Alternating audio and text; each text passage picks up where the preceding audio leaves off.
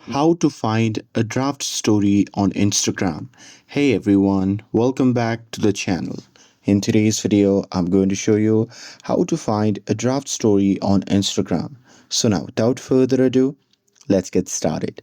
So here, first thing first, open the Instagram app on your phone and make sure that you're logged in to your account.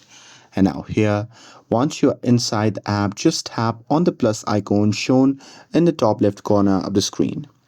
And now here, once you tap on it, you'll be prompted to the post section. Now, once you are in this section, at the bottom, you'll see multiple options. So from there, you can just tap on story. And now here, once you are inside the story section, what you can do is you can just tap on the album icon, which can be seen in the bottom left corner of the screen.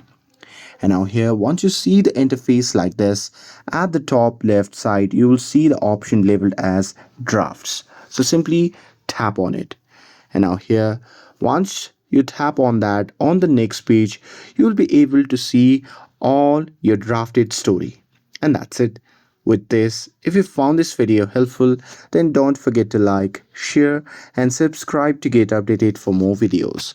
Thanks for watching, and I'll see you in the next video.